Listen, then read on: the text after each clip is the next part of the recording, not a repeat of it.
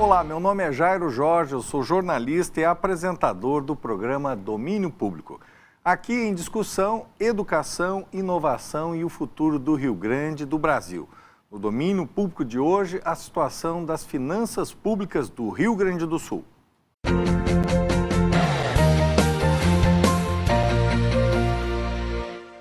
O Rio Grande vive um momento grave nas suas finanças públicas. Com a redução da arrecadação, isso afeta também a receita e prejudica os serviços na área da saúde, na educação e na segurança. Desde julho de 2015, o governo atual parcela o salário dos servidores. Para discutir a situação das finanças públicas no domínio público de hoje, nós convidamos o Dr. Celso Maliani. Ele é auditor fiscal da Receita Estadual, é presidente do Sindifisco Rio Grande do Sul e responde pela diretoria de aposentados e pensionistas da FENAFisco, a Federação Nacional do Fisco Estadual e Distrital. Graduado em Ciências Contábeis e Ciências Jurídicas e Sociais, é pós-graduado em Gestão Fazendária. Na Secretaria da Fazenda, ele atuou na CAGE, junto à Divisão de Auditoria, e ocupou também a Divisão de Gestão de Sistemas. Atuou no SINDAF, como membro do Conselho Deliberativo desde 2001 e no Sindifisco como vice-presidente em 3 gestões. Também é nosso convidado o Dr. José Martins, que é auditor público externo do Tribunal de Contas do Estado desde janeiro de 1991. Ele é presidente do Sindicato de Auditores Públicos e Externos do Tribunal de Contas do Rio Grande do Sul, CEAP Sindicato, e um dos coordenadores da Auditoria Cidadã no Rio Grande do Sul. Ele é mestre em Economia pela Universidade Federal de Santa Catarina. Doutor Celso, hoje nós vivemos essa crise profunda, né? Essa é uma crise de receita ou uma crise de despesa? Como é que o Sindifisco, como é que hoje, né, os auditores avaliam esse momento? Em primeiro lugar, saudar aos telespectadores e agradecer a oportunidade da gente poder, enfim, conversar, falar um pouco sobre os problemas do nosso Estado. É difícil você separar uma crise de receita ou de despesa. Existe, na realidade, uma crise nas finanças públicas que exige uma postura de gestão frente às receitas e frente às despesas. Então, o que nós vemos hoje é a importância de você, evidentemente, controlar o gasto público, mas de você priorizar a obtenção de novas receitas. O Estado tem que corrigir o processo de busca da receita, né? Tem que ter um outro olhar sobre a receita do Estado do Rio Grande do Sul. Então, eu te diria, nesse começo de programa, que essa é uma crise de finanças públicas que não é nova, né? Por vezes, se analisar os últimos 40 anos, gerir a crise parece que está sendo uma estratégia, né? Mas dizer que sim, que é preciso olhar o caminho da solução da crise pelo potencial de receita que tem o Estado do Rio Grande do Sul. E é pelo um posicionamento forte de trabalho da Receita Estadual que nós defendemos o caminho de solução da crise nas finanças do Estado. José, como é que o senhor vê as origens dessa crise, né? Hoje temos um efeito perverso, né? Recai principalmente sobre os servidores, afeta serviços essenciais, né? Como nós estamos vivendo hoje, especialmente na segurança, mas também em educação e saúde. Onde estão as origens dessa crise, né? Na sua opinião? Bom, em primeiro lugar, da mesma forma que o Celso, agradecer o convite para participar do programa Domínio Público, cumprimentar a audiência do programa, o nosso apresentador aqui. A crise, ela não surge agora, né? Ela tem raízes estruturais. Ela é mais profunda do que esse momento em que nós estamos vivendo. Virou moda enfrentar a crise com terrorismo fiscal. Ou seja, tanto na União como aqui no Estado, a gente tem sido bombardeado com informações de que o Estado deficitário é um problema para a nação e é um problema para a comunidade rio-grandense. Recentemente, semana passada, o próprio governo do Estado, num evento de divulgação do relatório da dívida pública, trouxe um estudo, né, a partir de um dos palestrantes, mostrando que os estados da nação, desde a década de 40, vêm sendo deficitários, com raros momentos de superávit orçamentário. Bom, há um padrão aí, né? E nem por isso a nação deixou de crescer em momentos importantes nesse padrão. É importante para que a economia seja dinamizada, que em momentos de crise o Estado seja realmente deficitário. Ou seja, naquele momento em que o setor privado não dá conta de fazer com que a economia seja dinâmica, o papel do Estado é fazer isso, né? Acontece que a gente vive um momento de pensamento dominante na economia que prega exatamente o contrário, né? Como se o Estado fosse uma economia doméstica de uma família e tenha que sempre gastar menos do que arrecada. Isso não é verdade. Não é assim que a economia funciona. E aquilo que serve para o agente econômico individual não serve para o conjunto da economia, né? Ele afeta a economia de uma forma perversa, de forma que diminui a receita, né? Aumenta o desemprego, né? E não gera condições para dar um salto adiante. O Sindifisco tem uma série de propostas pontuais que resolvem problemas pontuais e nos ajudam a tirar desse momento de angústia que estamos vivendo, mas eu diria que é preciso que a gente faça revisões mais amplas, né? O Pacto Federativo precisa ser revisto, a questão da dívida pública com a União em especial, que a maior parte dela precisa ser enfrentada. Enfim, tem um debate bastante profundo para se fazer aí, para que a gente possa pensar em como recuperar a capacidade do Estado prestar um serviço decente à população. E não se faz isso sem servidores, né? Infelizmente, virou moda atacar os servidores como se eles fossem os responsáveis pela crise. Para fechar a minha primeira intervenção, é importante ressaltar para a nossa assistência que esses atrasos de salário, eu não chamo isso de parcelamento, eu chamo de atraso mesmo, né? Isso é irregular, não deve ser feito, não pode ser feito. Agride o serviço público, agride o servidor, mas vejam bem, quando o Estado paga 66% da folha, né, líquida do serviço do Executivo, ele está pagando até 2,5 salários mínimos regionais. Vejam bem, 2,5 salários mínimos regionais é o que ganha a grande maioria do servidor do Executivo. É razoável responsabilizar esse setor pela crise? Não faz o menor sentido, a menos que não se queira Estado prestando serviço razoável para a população. Doutor Celso, o Sindifisco tem lançado, de uma forma bastante propositiva, né, ideias para melhorar a receita, né? Que contribuições são essas? Essas propostas chegam a falar em mais 5 bilhões, né, que seria uma forma de aumentar a arrecadação do Estado. Que propostas são essas apresentadas pelo sindicato? Em primeiro lugar, assim, dizer que, na realidade, nós temos um conjunto muito grande de propostas a partir da atuação da Receita Estadual para contribuir no combate à crise, né? Nós selecionamos 5 delas, assim, bem simples e bem palatáveis, para que a sociedade possa entender com facilidade. Por exemplo, o Estado é um dos grandes compradores, né, na economia, isso não é segredo para ninguém. Mas também existe uma visão de que os preços propostos para o Estado são, em média, maiores que os preços de mercado, isso é histórico. Como o Estado enfrentar isso, né? Com conhecimento dos preços praticados no mercado. E não existe melhor caminho para conhecimento desses preços do que a exploração dos dados existentes no banco de dados da nota fiscal eletrônica, que está numa fase bem avançada, precisa ser aprimorado, precisa ser melhorado, precisa ser implantado em todo o varejo para que se tenha uma visão mais realista ainda, mas talvez com as parcialidades que ele tem, ele já seja a melhor ferramenta de estabelecimento, de conhecimento desse preço de mercado.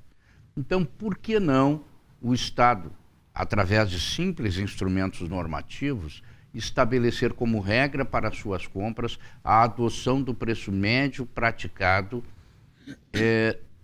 no Estado? O Estado conhece o preço médio, ele tem o banco de dados da nota fiscal eletrônica. Vamos estabelecer como regra esse preço médio e possivelmente colocar algum desvio padrão no estabelecimento dessa regra. Se o Estado efetivamente agisse neste sentido, né, com certeza haveria um realinhamento dos preços que são ofertados ao Estado, por óbvio, iria colocar limite nos preços a pagar e traria um ganho muito relevante para o Estado. Nós arriscamos um número conservador nas nossas propostas. Mas existem outras questões. Hoje está muito em debate, em voga, a questão da substituição tributária, né? Que é onde, enfim, o próprio produtor, né, recolhe por toda a cadeia, né, o tributo. Né? O preço que ele usa para recolher sobre as demais etapas da cadeia, ele é estabelecido com base num conjunto de pesquisas, onde entram alguns órgãos de mercado, alguns órgãos estatísticos que indicam essa pesquisa e que indicam um preço de base para essa tributação. Pois bem, nós entendemos que o próprio Estado, através do banco de dados da nota fiscal eletrônica, conhece esses preços. Com precisão. Né? Com razoável precisão.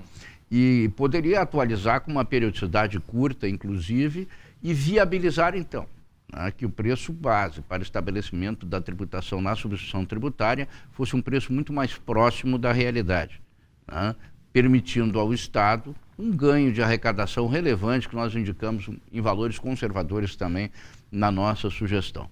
Ora, quanto à questão da Lei Candir, pessoal, nós temos que ter claro que o Rio Grande do Sul perde hoje próximo de 4 bilhões anos com relação à questão da isenção das exportações. E a compensação prometida lá no passado não veio em forma suficiente a cobrir isso.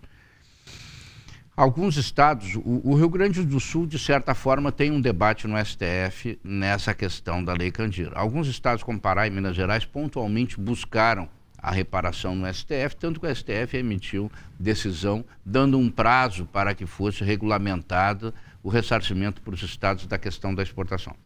Nós estamos sugerindo que o Rio Grande do Sul se junte politicamente e vá lutar pela busca imediata desse retorno. Estamos imaginando que, se retornar em torno de 1/3 desse valor que é perdido anualmente, já vai haver uma condição muito melhor para o nosso Estado. O que nós queremos dizer com isso, Jairo? No passado, por muito menos que isso, o Rio Grande do Sul já fez uma guerra. Nós achamos justo que agora o nosso governo, independente de alinhamento ou não, junte os seus políticos e vá buscar o que é da sociedade gaúcha.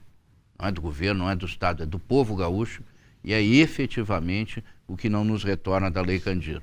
Nós imaginamos, assim, na nossa sugestão, que um movimento político forte resultaria aí num retorno inicial de 1/3 desse valor, 1,5 bilhão, 1 bilhão. Tá?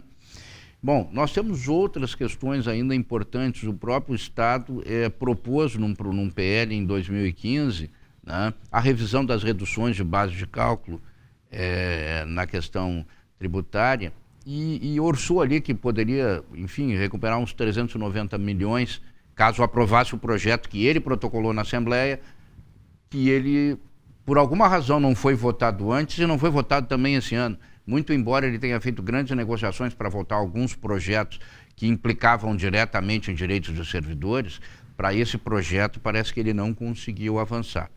E sugerimos ainda que das isenções fosse revisto o projeto de isenções, fosse revisto a regulação de isenções, e que se aplicasse uma tarifa mínima ali de até 5%, né, uma alíquota mínima de até 5%, o que permitiria aí buscar mais uns 300 milhões de reais.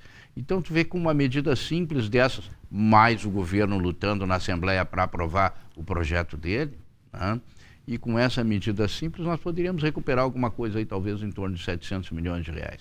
E, por fim, nós entendemos e sugerimos entre essas medidas, né, que o governo fortaleça a Receita Estadual, completando seus quadros de pessoais, ainda que não integralmente, mas fortalecendo esses quadros de auditores fiscais da Receita Estadual, no sentido de que se tenha mais gente para ir para a rua, fazer auditoria, né, para conseguir buscar o recurso que é da sociedade, que muitas vezes não está vindo hoje e que depende efetivamente do trabalho de fiscalização e autuação. São 5 medidas simples, né? E esta questão, por exemplo, de trazer uma quantidade adequada de auditores fiscais ao nosso PIB, eu te dou como exemplo, o Paraná tem um PIB parecido com o nosso e tem mais do que o dobro de auditores fiscais do que nós temos. né? E lá eles estão efetivamente providenciando um novo concurso para readequar o quadro. Então, neste momento em que o governo federal ameaça permanentemente com uma reforma da Previdência, né, e o nosso governo ameaça com dispositivos que vão efetivamente reduzir condições remuneratórias dos colegas em aposentadoria, o número de aposentadorias está crescendo cada vez mais. Né? Se nós somar o número de colegas que se aposentaram nos últimos 3 anos, eles batem o número de colegas que nós colocamos agora, no ano passado, né? Então, essas medidas olhadas no conjunto poderiam, na nossa opinião, com uma avaliação modesta, se aplicadas no tempo correto. É evidente que isso não dá resultado em 3 meses, que nós sabemos que cada um desses processos tem repercussões políticas. Mexer com os servidores dá um tipo de repercussão política, né? Então, por exemplo, eu sou obrigado a estender e falar de outras medidas que o governo está adotando em relação aos servidores, que são propostas de emenda à Constituição. Uma delas extingue a licença-prêmio assiduidade, outra delas extingue a possibilidade de aproveitamento de tempo de serviço feito em outros níveis de serviço público no Brasil. Outra delas impede a cessão de servidores para atuar na representação sindical.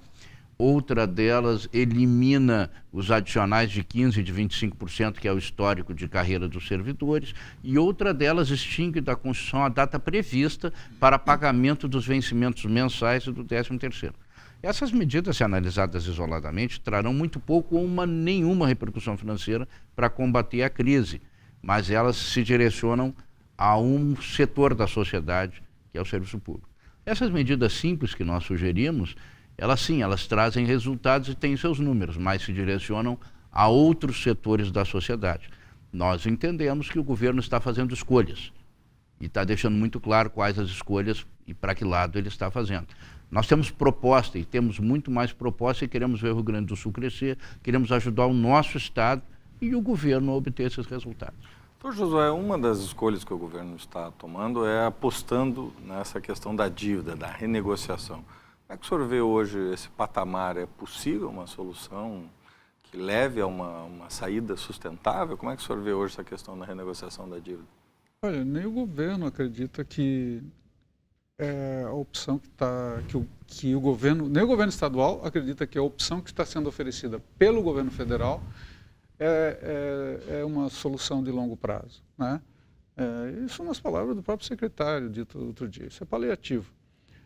Só que é um paliativo que vai erodindo as nossas bases para se quer pagar a dívida lá no futuro.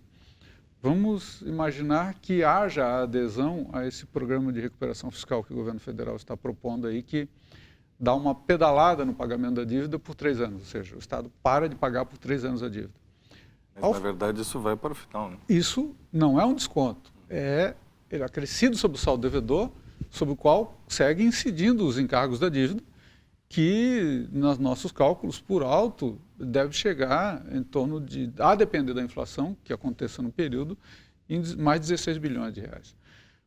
O que a gente tem verificado, estudando de novo, a história um pouco a mais longo prazo, né? O mecanismo da dívida tem sido utilizado como uma forma de rendição dos governos, dos entes subnacionais, né, à política nacional traçada pelo governo federal. Ou seja, você cria um mecanismo de dependência financeira, de forma que os entes subnacionais não consigam sair dele, e isso vale em especial para os maiores estados da nação, aí Rio, São Paulo, Minas e nós, em que, por conta do contrato da dívida com a União, nós somos obrigados a executar determinadas políticas econômicas, né, acordadas até então de 2 em 2 anos ou de ano em ano, os chamados planos de ajuste fiscal, né? Ou seja, baixa aqui no Estado todo ano uma equipe da Secretaria do Tesouro Nacional, que representa a União, que analisa nossas contas e verifica se as metas acordadas foram cumpridas. Com o regime de recuperação fiscal, isso passa a ser diário, esse acompanhamento. A gente vai ter aqui no governo do Estado, na Secretaria da Fazenda, uma tríade né, 2 técnicos nomeados pela União e 1 pelo Estado, que vai fazer o acompanhamento diário das contas, né? Então, ele tira parte relevante da autonomia financeira do Estado, ou seja... Uma espécie de uma intervenção. Sim, mais ou menos o que o FMI fazia lá atrás, só que nem ele teve a coragem de fazer isso diariamente, né? Ele pelo menos vinha de ano em ano e tal. Como a União já vem de ano em ano em função da dívida. Para que o nosso telespectador tenha uma ideia, como que evoluiu a nossa dívida, né? A preços de fim de 2016, então diretamente comparáveis, né? Lá em 94, ano do Plano Real, a nossa dívida estava em cerca de 26 bilhões de reais, a preços de dezembro de 2016. Em 98, 4 anos depois, quando a gente faz a renegociação da dívida, ela subiu para 59 bi. Hoje ela está em 66. Hoje, que eu digo fim do ano passado. Em 98, nós fizemos um acordo com a União que era a salvação da lavoura, ia resolver todos os nossos problemas. Só que aumentou a dívida. A dívida aumentou levemente, né? O que seria razoável? Que o acordo trouxesse a dívida a patamares civilizatórios. Não aconteceu. Um detalhe importante é que a nossa dívida, que quase dobrou, de 94 a 98, não houve aporte significativo de recurso para o Estado. O que aconteceu ali? As taxas de juros praticadas pela União, nesse período, para garantir a estabilidade da moeda, foram estratosféricas e elevaram o patamar da nossa dívida nesse montante. Quando acontece isso, o que a União faz? Ela se aproveita da fragilidade dos Estados, né, e impõe um conjunto de medidas, lá em 98, que nos traz até aqui, nos arrastando, né? Em especial, privatizações, controle sobre o endividamento, controle sobre o nível de investimento do Estado. Vejam bem, o Estado não poderia investir além de determinado patamar. Quando, do ponto de vista da economia, a gente sabe que o investimento público tem um efeito dinamizador sobre o desenvolvimento, né, e sobre o próprio crescimento econômico. Então, o pensamento econômico dominante, que é um pensamento que a gente tem dito na Auditoria Cidadã da Dívida, essencialmente financista, né, quer dizer, que tem atendido essencialmente os interesses dos setores financeiros, e daí a ideia de financiarização da economia, né, está por trás de todo esse processo. E ele nos trouxe até aqui em crise e tende a seguir nesse momento. Eu tenho dito, olha, o contrato que a União está o acordo que a União está nos propondo, ele é mais do mesmo piorado. Doutor Celso, de 2008 a 2014, por exemplo, Ceará e Santa Catarina tiveram um crescimento na ordem de 100% do seu ICMS. No Rio Grande do Sul ficou na faixa de 73%. Para a gente concluir, o senhor acredita que é possível, nós temos espaço para crescer sem aumentar impostos, usando, por exemplo, esses exemplos positivos de outros estados? Nós não temos dúvida que temos muito espaço para crescer. Nós precisamos ter mais gente, mais auditores fiscais trabalhando, né? E precisamos efetivamente que algumas dessas medidas, porque a questão não é só tu ter gente, é importantíssimo tu ter gente na rua auditando, combate à sonegação. Essa é a chave. Mas outras medidas... Hoje está na faixa de uns 7 bilhões, hoje a sonegação se estima. É um número que eu acho preocupante, é difícil de estimar. O que eu vou te dizer? Nós agregamos 89 colegas, no período de 3 meses tivemos autuações ali que cresceram de forma muito relevante. Pode ser mais do que isso. Eu não arrisco esse número da sonegação sem botar mais gente a trabalhar na rua e ter uma estatística de 1 ano por aí para se fazer uma projeção razoável, tá? Mas o que eu posso te dizer? Que inegavelmente esse é o caminho. A gente tem um estudo que em cada período que a gente agregou pessoas, subiu, e aí eu posso trazer num próximo programa para ti esse estudo. Mas dizer que esta medida, em conjunto com outras medidas, como a questão do ajustamento da ST, em conjunto com outras medidas, como uma revisão firme na questão da Lei Candir, e mais algumas revisões ainda que modestas nas desonerações, porque a desoneração ela tem uma finalidade importante no contexto da guerra fiscal hoje no Brasil, mas pode ser objeto de algumas revisões modestas. Essas coisas todas em conjunto, eu penso que eliminam o déficit no Estado do Rio Grande do Sul. Não tem dúvida, né, que, havendo efetivamente a disposição de trabalhar nesta direção, sem dúvida nenhuma, essas coisas eliminam o déficit do Estado do Rio Grande do Sul. Queremos então agradecer a participação do Dr. Celso Magliani e também do Dr. Josué Martins, que trouxeram aqui ideias, luzes para esse debate sobre as finanças públicas do Estado do Rio Grande do Sul. Um tema que, sem dúvida, preocupa todos os gaúchos, especialmente os servidores públicos que vivem esse momento tão grave que o nosso Estado atravessa. Agradecemos a sua participação, a sua audiência e deixamos as redes sociais para contribuições, sugestões, ideias para o nosso programa Domínio Público. Nós voltamos na próxima semana, no próximo domingo. Até lá!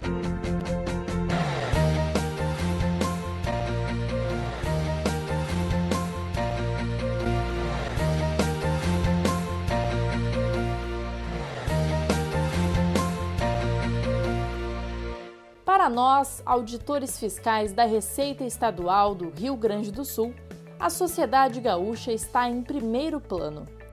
Por isso, trabalhamos para buscar recursos para o Estado investir em saúde, segurança, educação e infraestrutura. Conte sempre conosco. Sindifisco RS, auditores fiscais no combate à crise do Estado. Esta é para você que vai sair da cidade.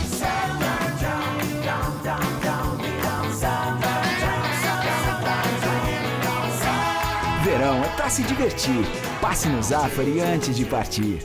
E esta é para você que vai ficar na cidade. It's so good. I open the window and hear the silence without a stress. Verão é para relaxar. Passe no Zafari para aproveitar.